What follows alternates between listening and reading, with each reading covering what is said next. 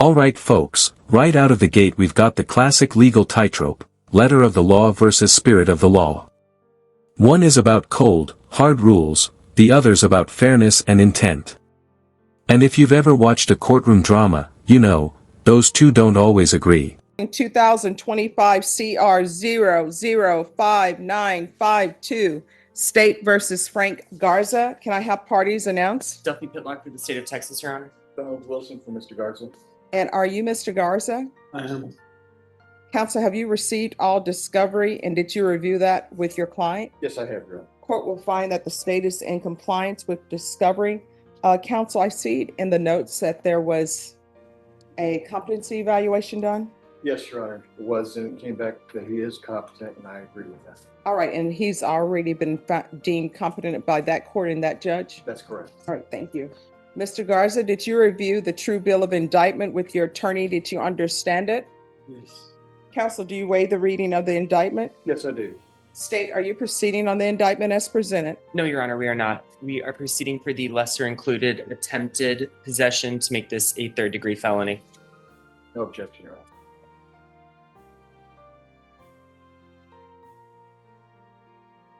Whoa, that's a big shift. The state just downgraded the charge to a third-degree felony.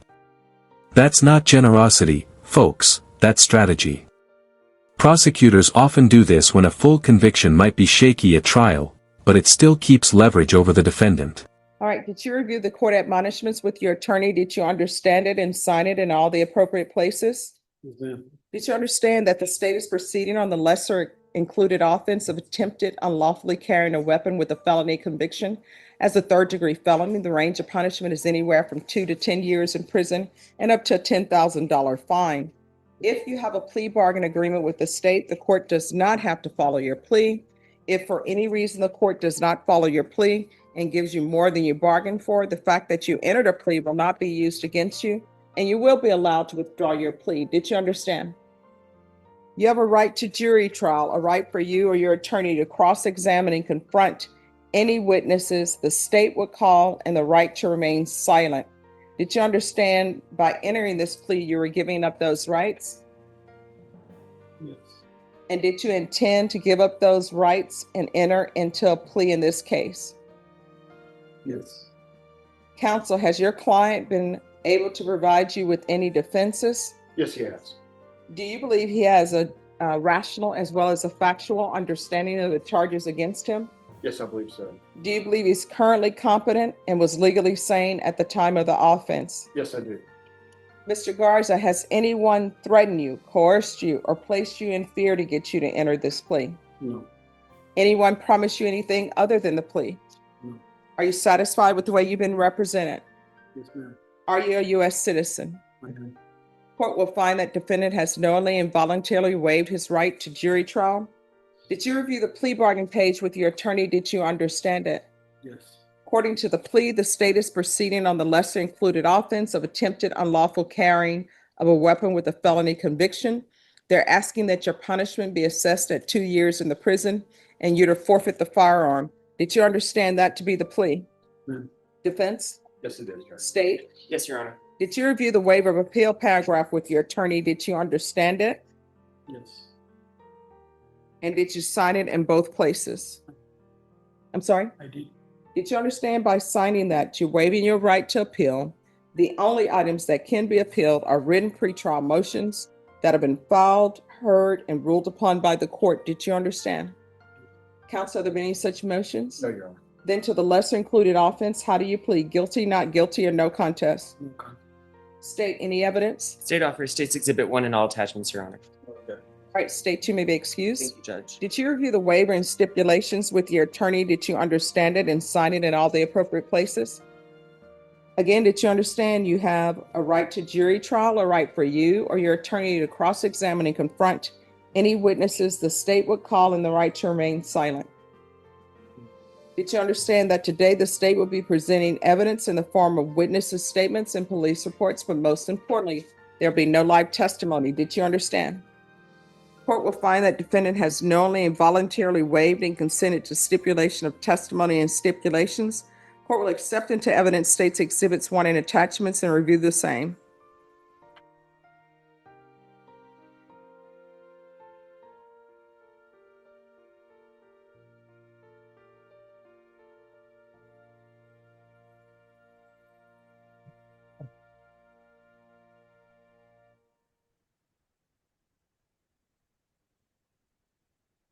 All right, after reviewing state's exhibits 1 and attachments, the court will find there is sufficient evidence to find you guilty, and the court will find you guilty.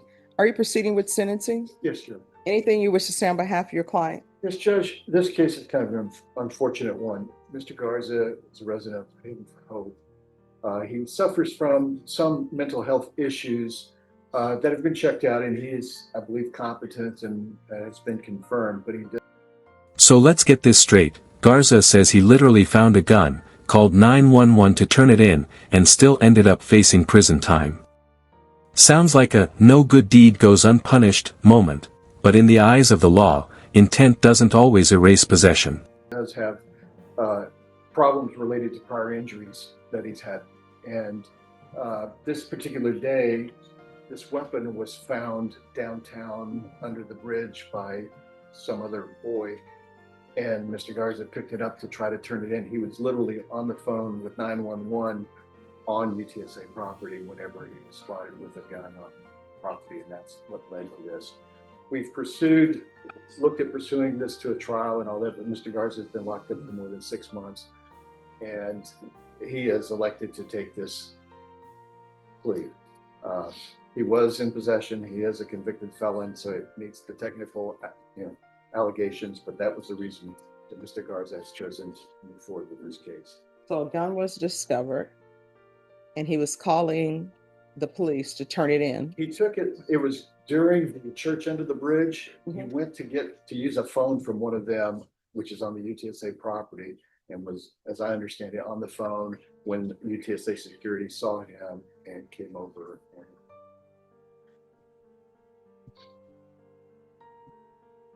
And here we are. Well, my thing is, technically, is that a violation of the law? Yes. But is it a violation of the spirit of the law? It appears that it is not. So I don't know if there's proof of what he's saying or not. Based upon what I'm reading, it's not what's being said. I don't see it in the police report. So.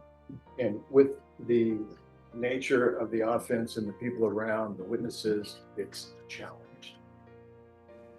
That's what the defense is faced with, and that's the reason Mr. Garza has elected to. And I'm assuming that's the reason why the state is proceeding on the lesser included. As well as the minimum. All right. Then the court will find you guilty of the lesser included offense. The court.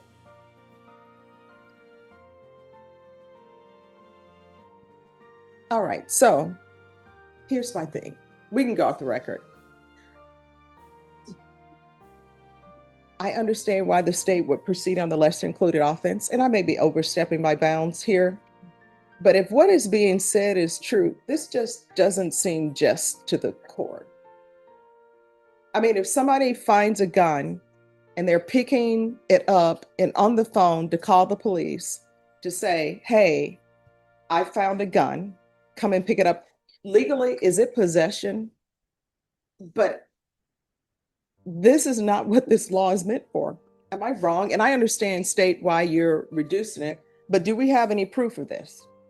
I'm telling you all, if there's proof of what he's saying, that he was on the phone, and if This is a rare moment, a judge openly questioning whether enforcing the law here would actually serve justice. It's like watching the referee in a game wonder out loud if the rulebook is even fair. And believe me, that doesn't happen often. appears that there was the gun didn't have wasn't loaded or anything. Your Honor, you do speak to a good point. If there is proof, there has been requests for things that have been alluded in the police report, things that would have corroborated. Mhm. The state has not been able to receive those things. There have been discussion with defense. Mhm. The state understands if it came to he said, we understand and believe the report. Things have been requested that we don't have. And And who would have these things? we've requested specifically without, jumping around the 911. We do not have that. We cannot corroborate. So where's the 911? Does the 911 not exist? It's been requested and I haven't gotten word back.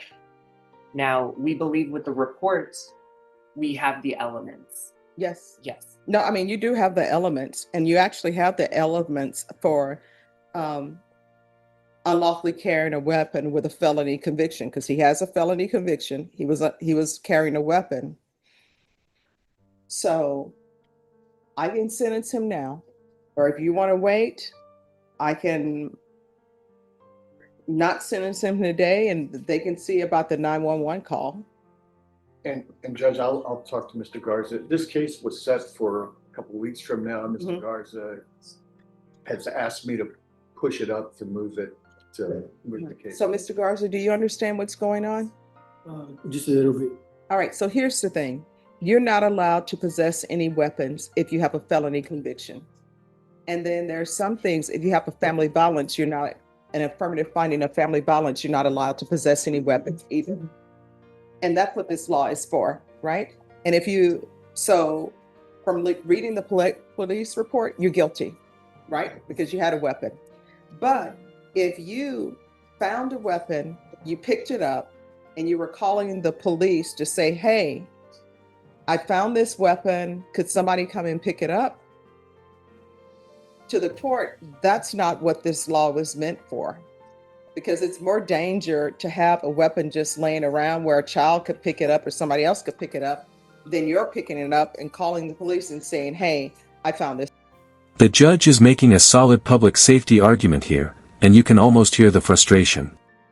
The law says, no possession, but common sense says, please don't leave a gun under a bridge for kids to find. It's the kind of gray area lawmakers rarely think through. Weapon. And what I'm reading in the police report is that the officer comes up to him and he's like, yes, I do have this weapon, and yes, you may search my backpack and everything. So you can discuss it with your attorney if you want. We can recall it back in 2 weeks. Here's the thing.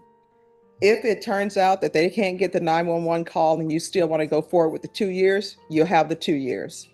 And you'll get credit. So if we come back in 2 weeks and you end up getting 2 years, guess what? You're still going to get credit for the time that you were waiting for those 2 weeks. It's just you'll be at the Bexar County Jail and not at the prison. It's completely up to you. But for the court, I don't think, and I could be wrong. If I'm wrong, somebody correct me. I don't think that's the spirit of that law.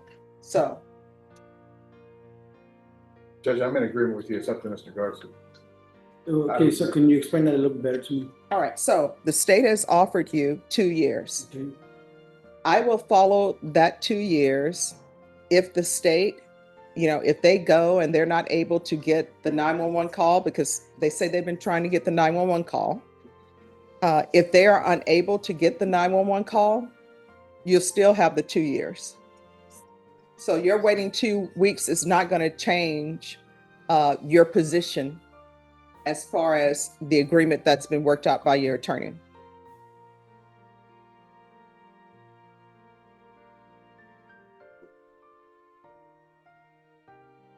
We'll be there. We'll be back in a minute.